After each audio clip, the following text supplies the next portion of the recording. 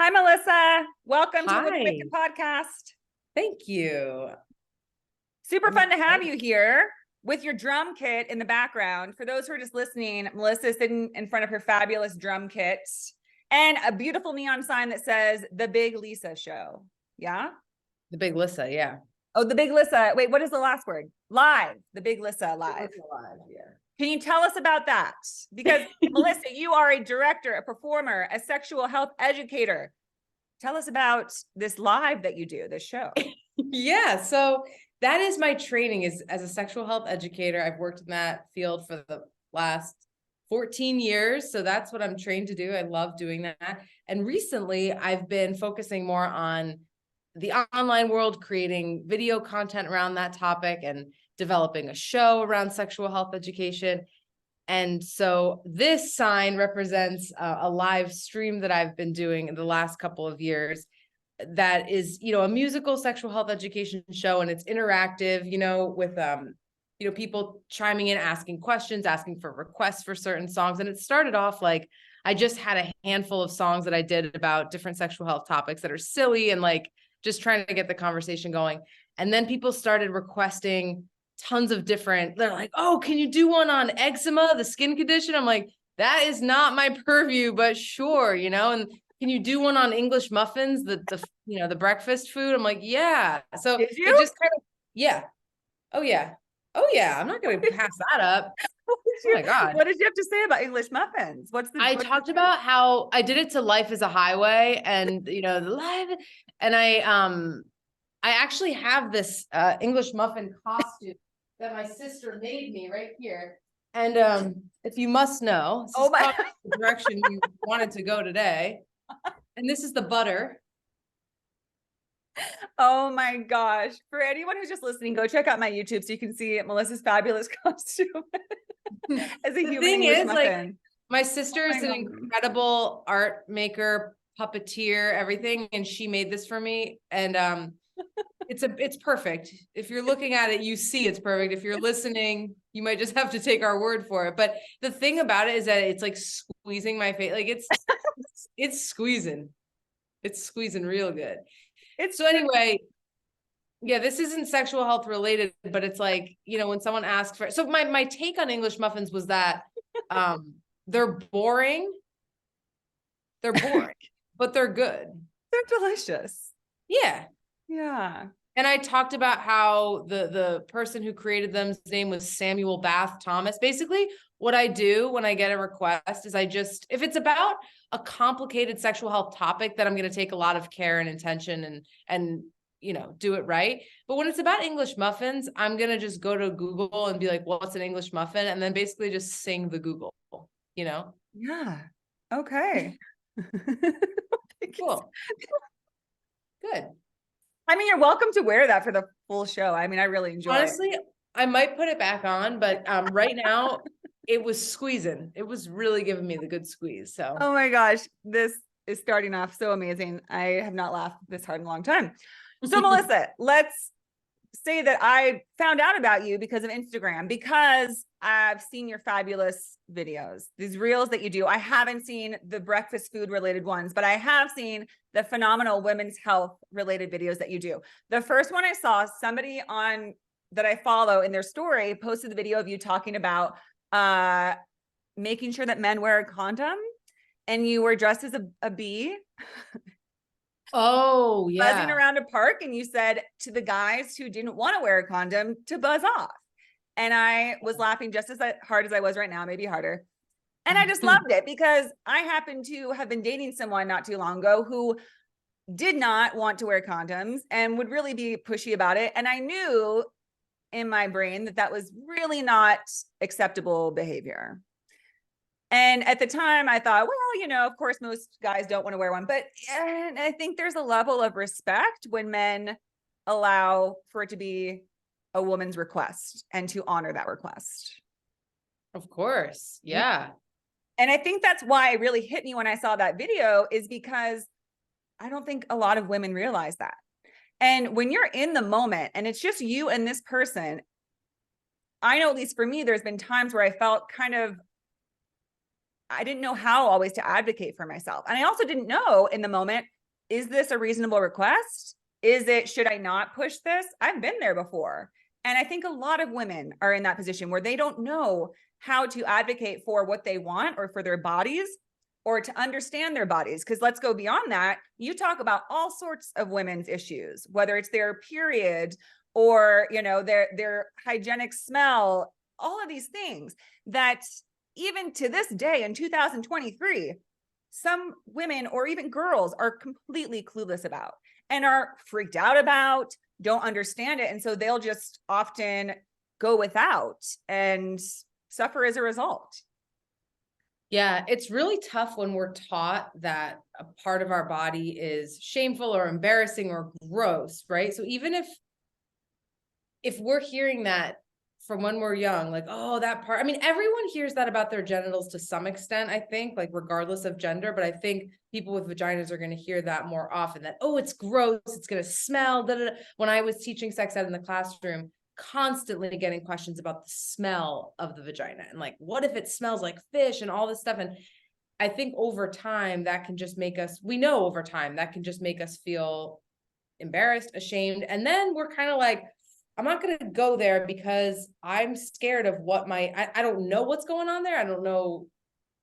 I don't know. I don't want to deal with it. And then that leads to all these problems. Like, I think, yeah. So the Buzz Off song is about, it's, yeah, I'm dressed as a bee and I'm saying buzz off if you don't want to use protection, basically. And I think it can be applied to people of any gender, of course, but I'm talking about condoms mostly. So like the fact is, like, I did that song, I think like 7 years ago, but still, like, even when I ask, that's when I do these lives and I ask the audience, like, what's urgent for you? What is still an issue?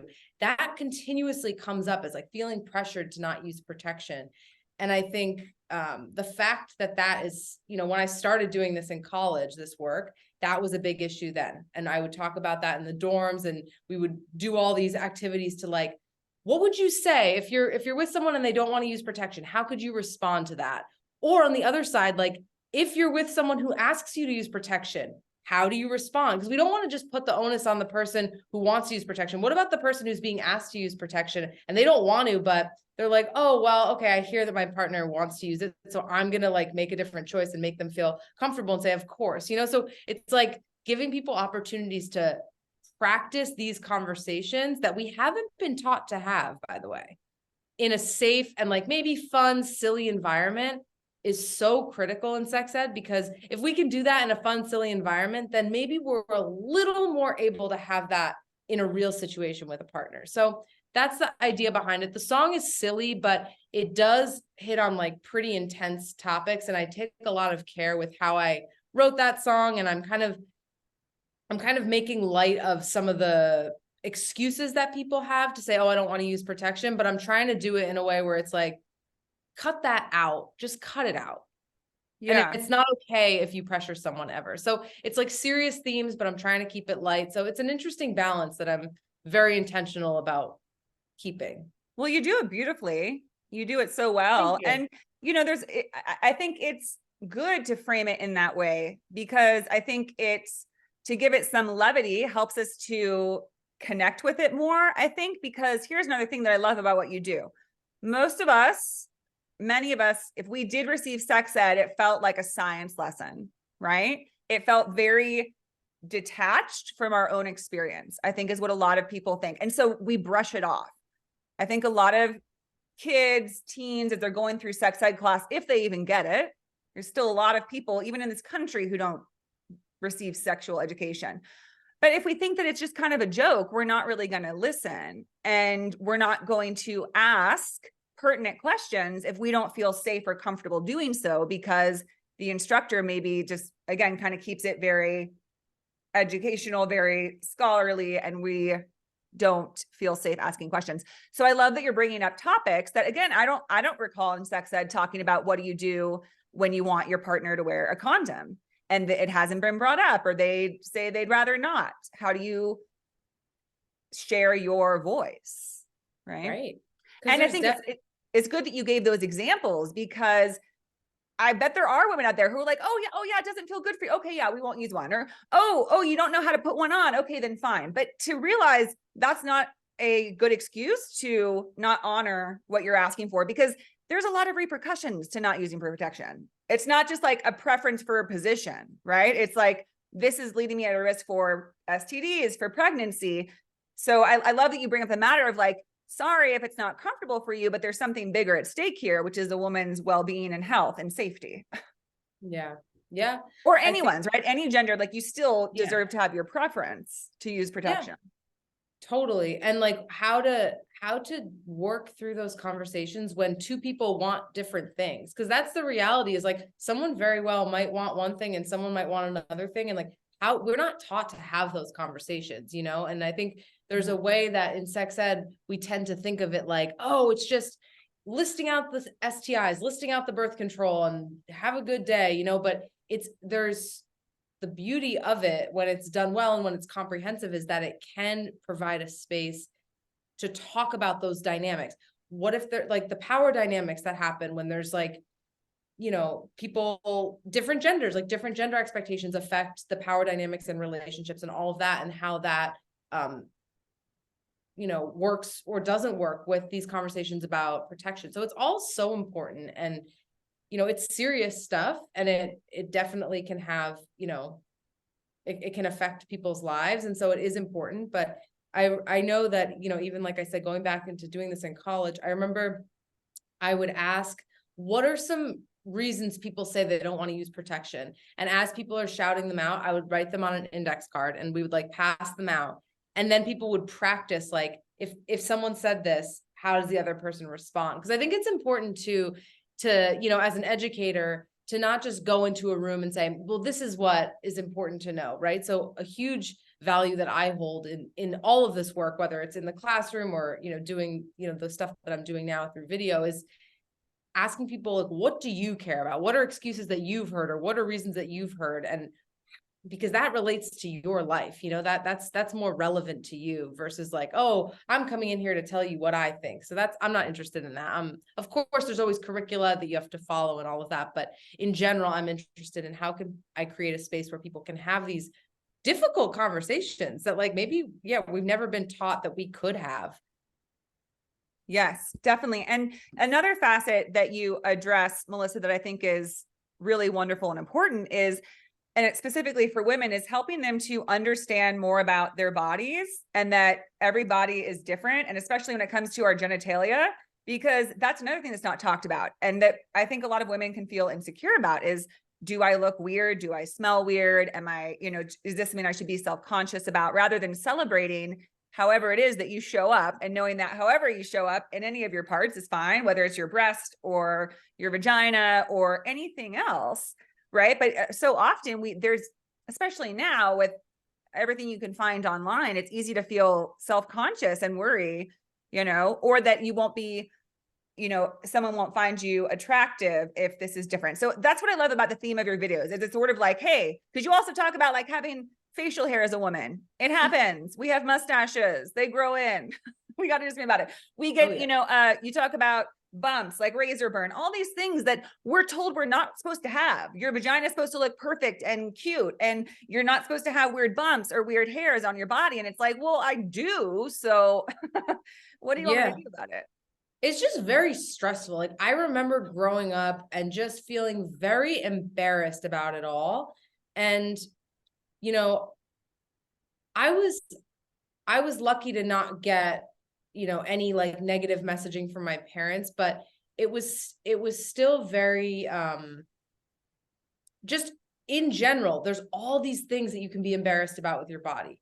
And I felt embarrassed about them. I was remembering just like my arms are hairy, and like looking over at my classmates, and, you know, these girls, their shoulders are out and there's no hair on them, and mine had hair on them. And I'm like, what? And my arms are hairy, my legs and my mustache and everything. So body hair, big thing. Yeah. Like obviously pimples, the just like razor burn, shaving, all your period, discharge, like all of this stuff is just, there's just all these things to be embarrassed about. And so I would have loved if somebody had just been kind of get out in front of it. Like what I'm trying to do now through my stuff is like, get out in front of it and be like, yeah, it's okay. If your period leaks, it's okay. Like if you have leg hair, it's okay. If you have body hair, your mustache, it's just like getting so rowdy about it that if somebody's sitting there and they're embarrassed about it, they're like, okay, well, that girl's like kind of making it silly. So it's just like, it's not going to change the embarrassment, but if I had had someone to look at that was saying, yeah, I have all this, that would have been a big game changer for me as a young person.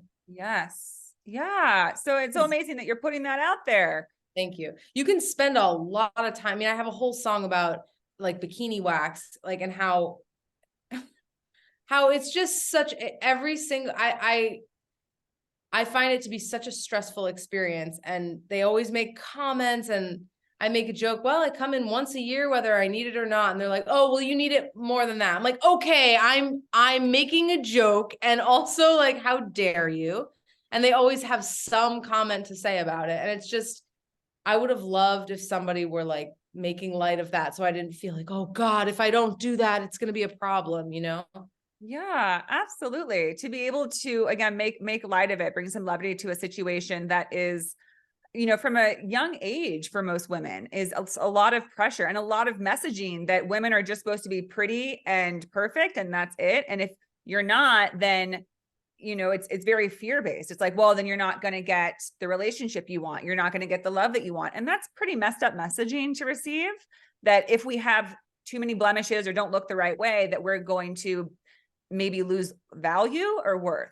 And that's a big part of my show, is talking about women really awakening to our true knowing of who we are, and that it has nothing to do with our level of desirability, that women by nature are desirable because to me, women are the receivers, but they're also the creators of life. So we're meant to attract, just like the egg with the sperm. Like by nature, women are attractive.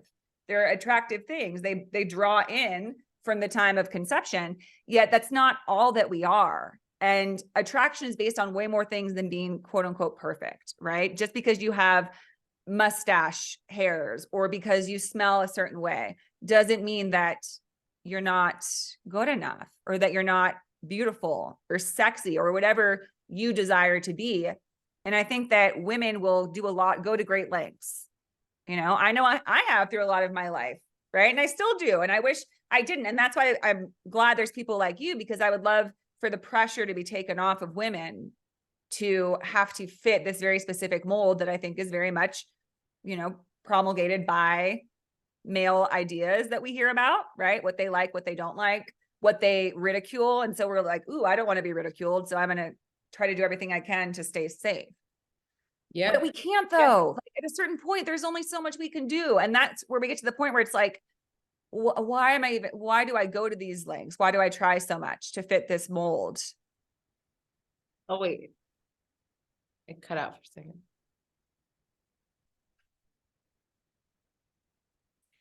Yeah, I think there's a level of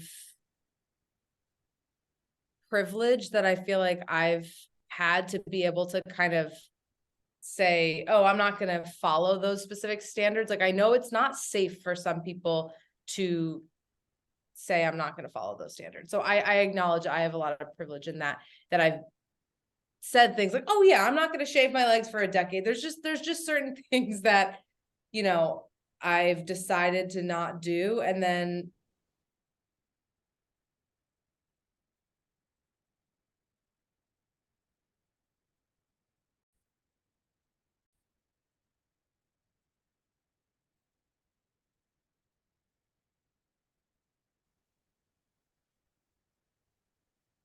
yeah, I remember feeling very embarrassed when I was younger about this stuff, and even getting sex ed in elementary, middle school. I was lucky, grew up in New Jersey where we actually did get sex education, but it was still really embarrassing in those early years. And when I got to high school, I chose to take this class that was called Patterns of Adult Living. And everyone was like, oh, you got to take that class. It's kind of like this infamous class at my public high school. And it turned out to be the best sexual health education class. And the teacher that taught it was someone who was a huge sexual health education advocate in the 80s. And she was like, you know, debated it on national TV and was like, all, a real pioneer for sexual health education. And then when I was in high school, she was teaching that as an elective course. And what she did was she based the class around a question box, which, is a very common thing in sexual health education to have a question box. But what I found interesting is that she based the whole class around it, which I think it's a cool message to say, like, there's a lot of stuff that I can teach you, but what do you want to know? And put it in this box. And I remember people being so scared and nervous and like, oh, what, like also kind of laughing, like making fun of it. And then putting their questions in. And I remember the second she started answering all of the questions, everyone just kind of like exhaled, because she wasn't making anything a big deal. It was just like, okay, this is the answer to this, this is the answer to this, this is the answer to this. And the whole room changed. And I remember it. And I remember being like, wow, that's powerful. And these are things that we have all been embarrassed about forever. And now this adult is just saying, well, here's the info. It's non-judgmental. I'm just giving you facts. There's nothing like, it's just for you to know. And I remember like having an adult talk to me like that was just it was very impactful for me. And I decided to get into, sex ed, because at that time, it was like George W. Bush, and there's the abstinence only funding and all this stuff was happening. And when I went off to college, I decided to get more into that and like research it and understand. And so it took me some time to realize like, oh, it is actually a field to go and teach sexual health education that I can get trained in. And I started doing that. And, I have a background in theater and performance. And so that kind of dovetails with getting up in front of a group and talking about embarrassing stuff. So it's just been, like, I'm so grateful that this career path that I've been on, I'm extremely grateful. And I've received training from amazing organizations and places. And yeah, so. Were you a comedian first? Were you doing comedy, or were you like, the class comedian, or what? How did you learn to like merge the two? Or was it your appreciation for sort of bringing light to heavier topics, or making them more, digestible, like being able for people to receive them better? Like, what encouraged you to do this? Were there certain comedians that did this work that you liked? Thank you. That's interesting. I've always, since I was little, have been interested in comedic performing, like for myself. Like I've always fancied myself someone who's, willing to get up there and be silly and be funny. And it was actually in middle school, I remember because I always did theater. And I remember in middle school, at the same time when there's like all this embarrassment around sexual health stuff, I remember being in a theater production, and it was directed by older students. And I remember those older students were encouraging me to do this funny voice for my character.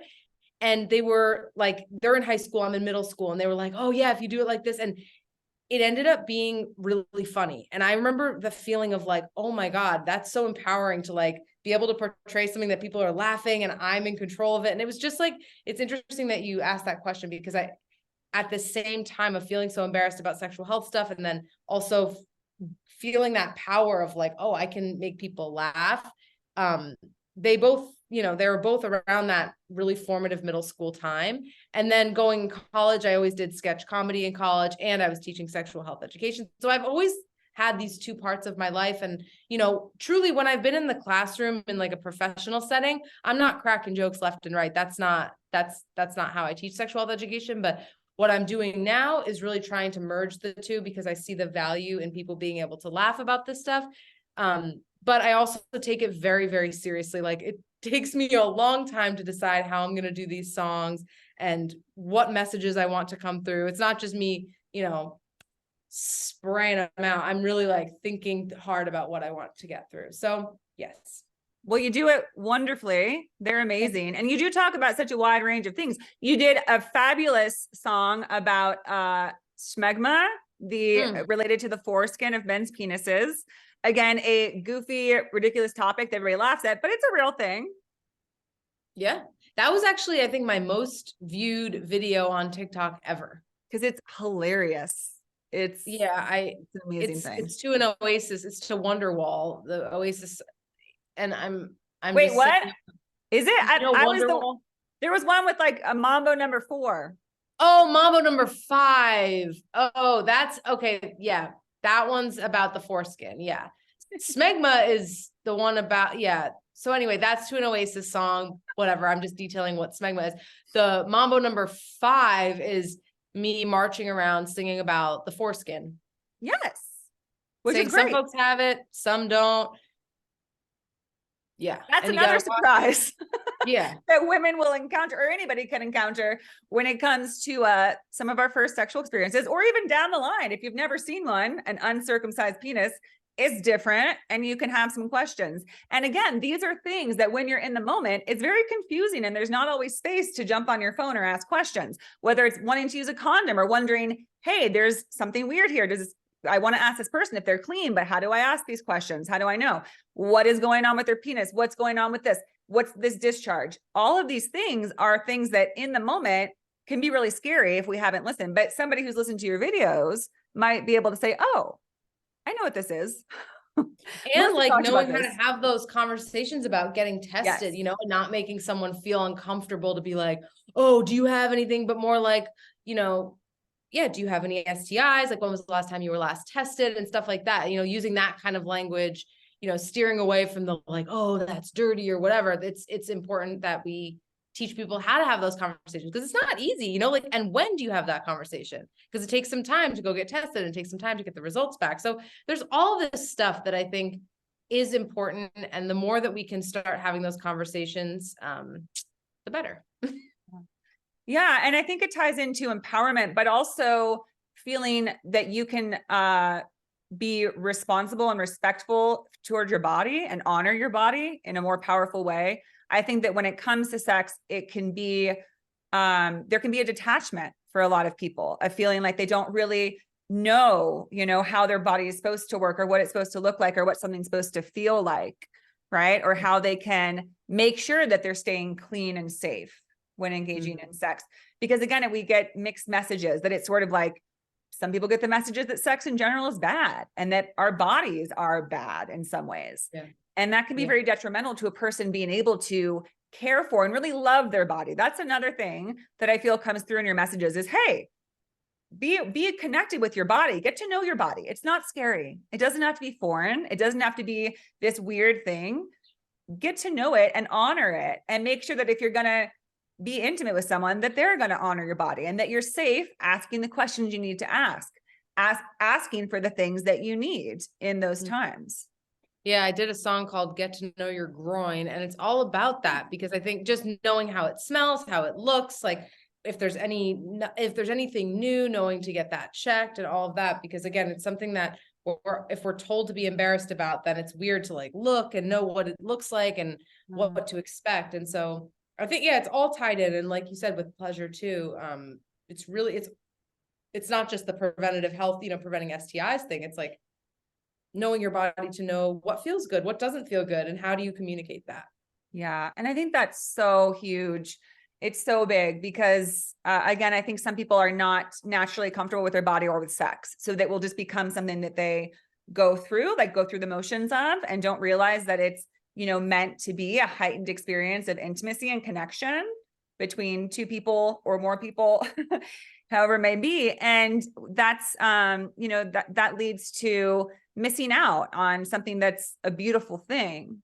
So, and again, I think that a more subtle, humorous, lighthearted offering is really needed and the thing is that for women of all ages, because I think a lot of people think, well, by the time you're in your 30s, you should know all this.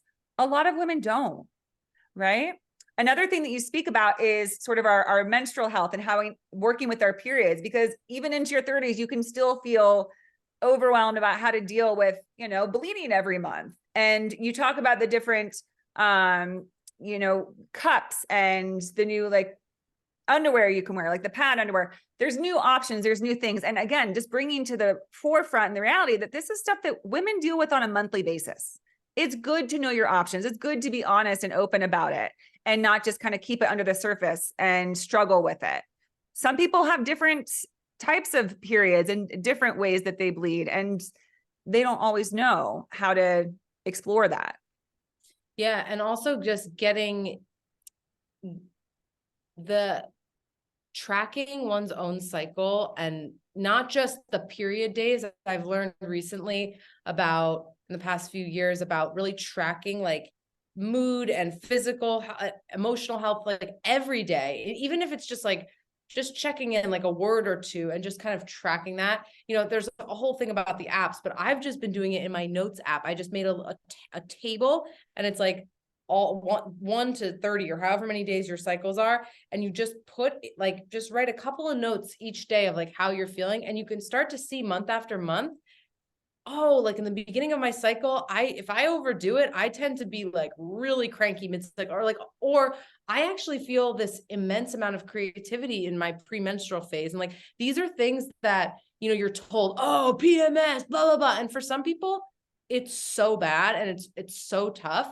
And I'm not saying that this minimizes that at all, but I think by tracking it, you can start to see the patterns to know, oh, this happens for me. So you know what? I'm going to try and adjust this so that I have less of this, like just stuff like that is very empowering. And of course, it's not going to solve all issues, and people should work with a doctor and, whatever healers and stuff that they can. But I think tracking your cycle is an extremely empowering exercise. Absolutely. And it also helps with you being aware of when you need to be more conscious about using protection and making sure that you're on, some form of contraception when you're based on your cycle. When you become more attuned with your cycle, it's really interesting. You can feel when you find out when you're ovulating and when you're menstruating and when you're sort of in the clear. It's just really nice to be aligned with it. And again, not have it be this strange foreign thing that happens every month, but realize it's really,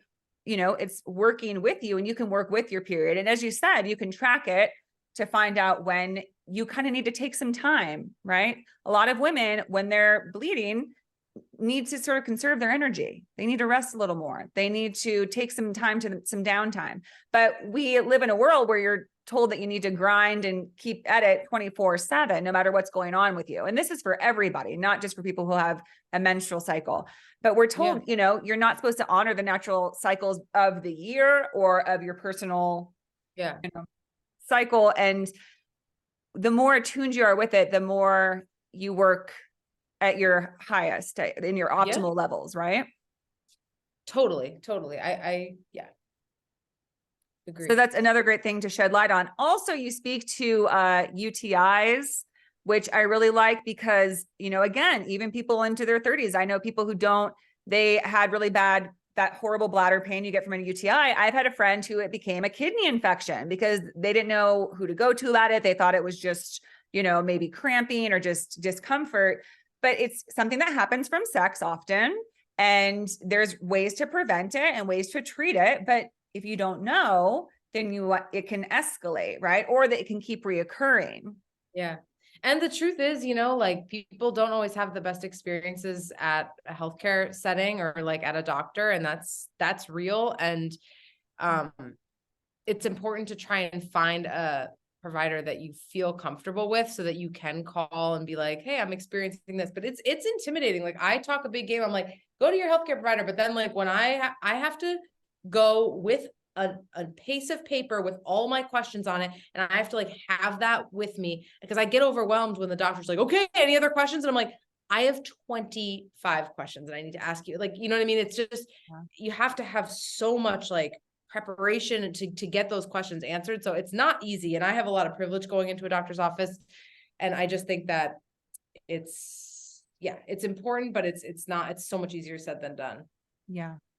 Well, what are the most common questions that you get or requests from people? I imagine people will call and say, hey, can you do a video about this? Where do you think that people have the most sort of blind spots to when it comes to their own sexuality, their own, sexual parts, all of that?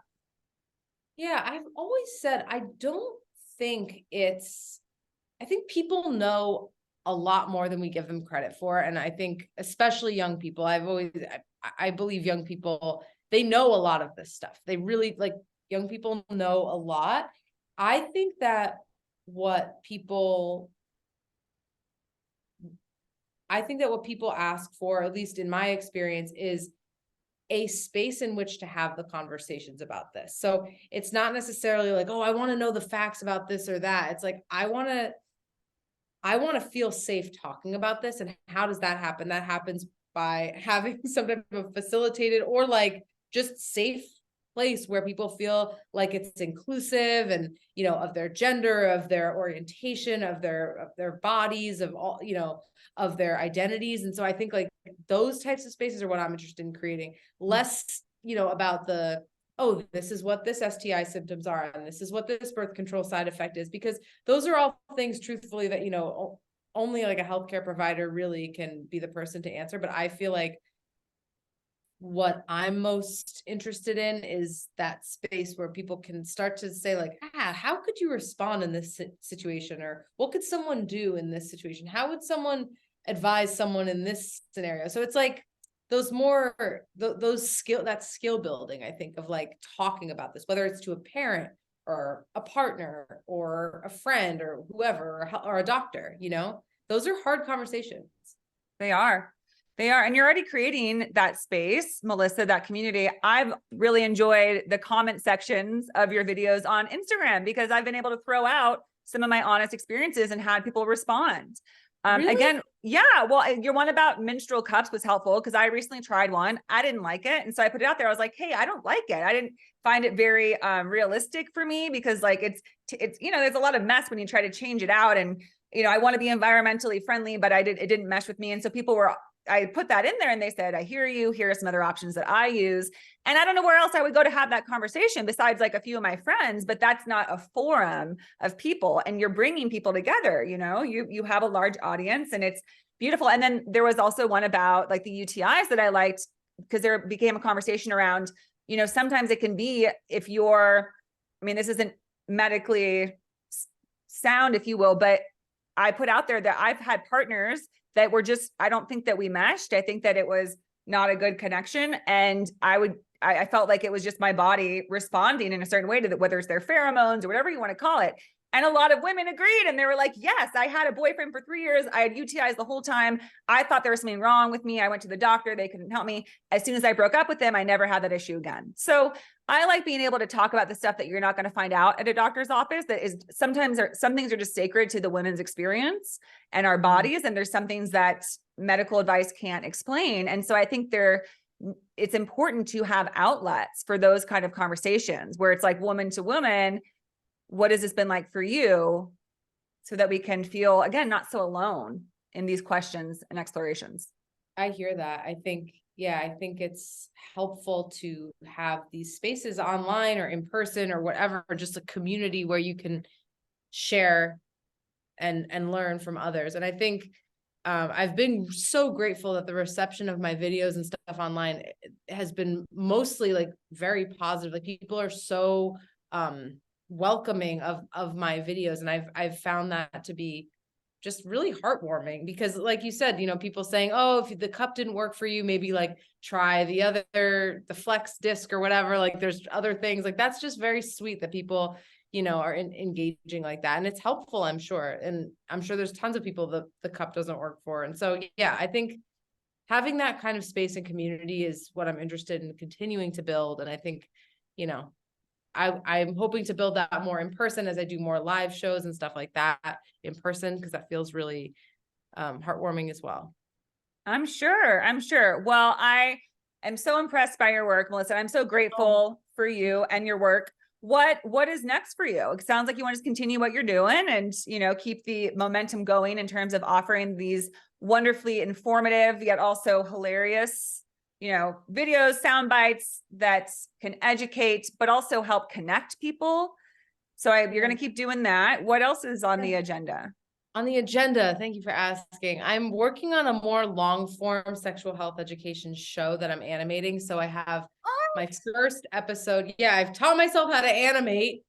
And so I've been working on that for the past year, a little more than that now. And I'm about to put out my first episode of it. And then I'm going to work on creating more. So I'm just making it myself right now, but it's in the same vein of like sexual health education and song and everything, but it's kind of like Magic School Bussy where we're like traveling around and learning about the different topics. So it's fun.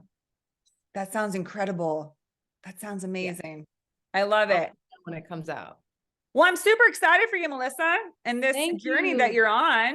Thanks, Whitney. I appreciate it. Thank you. And thank you for having the courage to step forward and let your own unique, creative, humorous gifts come to light. Because I also think that that's so important these day and ages. And also just in general, you know, so many of us have ideas, but we are held back by fear. It can be hard to put yourself out there. I'm sure you've gotten here and there some not so great feedback, or people who don't get you and they're like, what is this? Or that's not okay. Or right. Of course. Yeah. And the more I do it, the more I have so much reverence for anybody putting themselves out there. It takes a lot of courage to put yourself out there. You as well. Like anyone putting stuff out, saying what you think and sharing from a place of like, I really want to help. I want to make the world better, but it takes courage. Yeah. So Then the other side of that is that all of the appreciation you get, the feedback of people who really do see you and get what you're doing and love it and want lots more of it. And I think for anyone who is a creator or entrepreneur and putting themselves out there and putting the message out that they believe is needed right now, that's what you got to focus on. You know, you got to learn to have a bit of that thick skin, but more so just allow yourself to receive the love. That's what it comes down to, is because your people are going to find you, and those who don't get it, and they're going to say their things and they're going to dislike your videos, and it's going to be there, but we can't let that stop us. Right. Agree. Yeah. So keep going. And if people want to find you, if anybody listening has not seen these remarkable, amazing videos on Instagram yet, checked out your YouTube, where can they find you? On TikTok or Instagram or wherever. My name is The Big Lissa, Lissa. And yeah, most of my videos are on TikTok, and then some of them are also on Instagram. Okay. Yeah. Awesome. Well, Melissa, thank you so much for joining us on the show. Thank you, Whitney, for having me. Keep rocking with your work and with your drums. Keep it going strong. Thank you. All right. Take care. You too.